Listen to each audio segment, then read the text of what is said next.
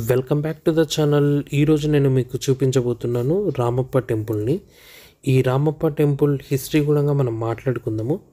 So మొదటగా out side అయితే మనకు ఈ విధంగా కనిపిస్తుంది రామప్ప టెంపుల్ బయట. సో మనకు మంచి పార్కింగ్ లొకేషన్ అయితే ఉంటుంది. టెంపుల్ ప్రహరీ గోడలోకి ఎంటర్ అవ్వగానే మనకు ప్రపంచ వారసత్వ జాబితాలో చేరినటువంటి బోర్డు అయితే కనిపిస్తుంది. దాంతోపాటు కాకతీయ రుద్రేశ్వర దేవాలయం ఎలా నిర్మించారు అనే డీటెయిల్స్ కూడా చూపిస్తున్నారు. చూస్తున్నారు కదా, దేవాలయము బయటి ప్రదేశాలు ఎంత విశాలంగా ఉన్నాయో. ఇక్కడ చాలామంది రెస్ట్ తీసుకుంటూ ఉంటారు. ఎవరైనా ఆఫ్టర్నూన్ టైంలో వస్తే భోజనాలు కూడా చేసుకుంటూ ఉంటారు. హ్యాండ్ వాష్ చేసుకోవడానికి వాష్రూమ్స్ అన్నీ అనుకూలంగా ఉంటాయి అన్నమాట. చూస్తున్నారు కదా, చాలామంది జనాలు అయితే ఉన్నారు. మేము యాక్చువల్గా ఈవినింగ్ టైం వెళ్ళాము. ఈవినింగ్ టైం అయ్యేసరికి ఈ వరంగల్ అంతా దర్శించుకొని మనము చివరిలో రామప్ప టెంపుల్ని పెట్టుకుంటారు చూడడానికి. సో చాలామంది జనాలు అయితే వచ్చారు. చూస్తున్నారు కదా, టెంపుల్ అయితే ఎంత చక్కగా ఉంది. ప్రపంచ వారసత్వ జాబితాలో చేరిన ఏకైక టెంపుల్ అన్నమాట మన భారతదేశం తరపు నుంచి. ఈ ఆలయ నిర్మాణం గురించి మనం మాట్లాడుకుంటే, ఈ ప్రాంతాన్ని కాకతీయులు పరిపాలించే సమయంలో అందులో గణపతి దేవుడు అనే చక్రవర్తి దగ్గర ఉన్నటువంటి సేనాధిపతి రేచర్ల రుద్రుడు అనే వ్యక్తి ఈ ఆలయాన్ని నిర్మించడం మొదలుపెట్టాడు. ఈ ఆలయం దాదాపుగా 40 సంవత్సరాలు కష్టపడి తను నిర్మించడం అయితే జరిగింది. కేవలం ఈ ఆలయాన్ని నిర్మించడం కోసము అప్పట్లో కర్ణాటక ప్రాంతంలో చాలామంది శిల్పులు ఉండేవారు. అందులో ముఖ్యమైన శిల్పి అయినటువంటి రామప్ప గారిని ఈ ప్రాంతంలోకి రేచర్ల రుద్రుడు తీసుకొచ్చేసి ఇక్కడ ఒక ఆలయాన్ని నిర్మించాలి అని చెప్పేసి చెప్పడం జరిగింది. అప్పుడు రామప్ప తన సాయశక్తుల 40 సంవత్సరాలు కష్టపడి ఈ ఆలయాన్ని అయితే నిర్మించడం అయితే జరిగింది. అప్పటి కర్ణాటకలో ఉన్నటువంటి శిల్ప సంపద ఎలా ఉంటుందో ఆ శిల్ప సంపద అంతా మనము ఇప్పుడు రామప్ప గుడిలో చూడగలము.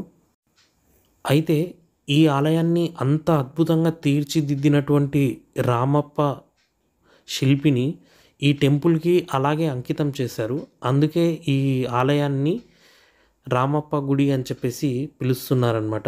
సో ప్రపంచంలో ఎక్కడా కూడా ఒక శిల్పి పేరు మీద ఒక గుడి నిర్మాణం జరిగినట్లుగా చరిత్రలో ఎక్కడా లేదు.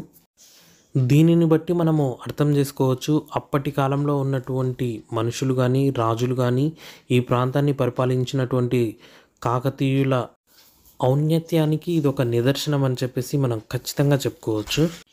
అయితే ఈ నిర్మాణం 1213 సంవత్సరంలో మొదలుపెట్టి దాదాపు 40 సంవత్సరాలు అంటే 1253 సంవత్సరంలో దీన్ని పూర్తి చేయడం అయితే జరిగింది. ఈ నిర్మాణము భూమికి ఉపరితలం నుండి 6 అడుగుల ఎత్తులో నిర్మించడం అయితే జరిగింది. ఇది ఒక నక్షత్ర ఆకారంలో కనిపిస్తుందన్నమాట మనము కంప్లీట్గా స్కై వ్యూలో చూస్తే కనుక. రామప్ప ఆలయం ముఖ్య విశేషాలు మనం మాట్లాడుకున్నట్లయితే, గర్భగుడిని నిర్మించడానికి వాడినటువంటి ఇటుకలు మనకు నీటిలో తేలేంత తేలికగా ఉండేటువంటి ఇటుకలను వాడారు అని చెప్పేసి ప్రసిద్ధి అన్నమాట. ఈ ఆలయ నిర్మాణం కోసం వాడినటువంటి శిలలు ఏవైతే ఉంటాయో అవన్నీ వచ్చేసి ఎరుపు ఇసుకరాయి శిలలు అని చెప్పేసి పిలుస్తున్నారు.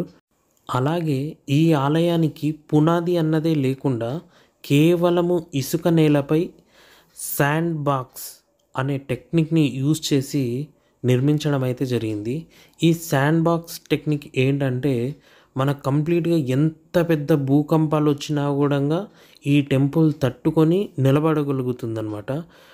17వ శతాబ్దంలో వచ్చినటువంటి అతిపెద్ద భూకంపమే దానికి నిదర్శనం అన్నమాట. ఈ పవిత్ర భారతదేశం మీద పరదేశస్థులు దండయాత్ర చేయని వారంటూ లేరు. అటువంటి వారిలో 1310వ సంవత్సరంలో ఖిల్జీలు చేసినటువంటి దండయాత్రలో ఈ రామప్ప టెంపుల్లోని శిల్ప సంపద కొంతవరకు శిథిలమైందని చెప్పేసి చెప్పుకోవచ్చు. ఇక్కడ ప్రతిష్ఠించినటువంటి శివలింగము రుద్రేశ్వర స్వామిగా పూజించబడుతూ ఉందన్నమాట. సో మనందరికీ తెలిసిందే, శివుడికి వాహనం వచ్చేసి నంది అన్నమాట. ఈ టెంపుల్ మొత్తంలో ఈ నంది విగ్రహాన్ని దర్శనం చేసుకోకుండా ఈ నంది విగ్రహం మీద ఉన్నటువంటి శిల్ప సంపదను కొనియాడకుండా మనము ఈ టెంపుల్ నుంచి అయితే మనము బయటికి వెళ్ళలేము. ఎంత చక్కనైనటువంటి శిల్ప సంపద మనకు చాలా స్పష్టంగా ఇక్కడ తెలుస్తుంది. అంత మృదువైనటువంటి శిల్పాలు ఎలా చెక్కగలిగారు అనే ప్రశ్నలు మన మదిలో వస్తూనే ఉంటాయి.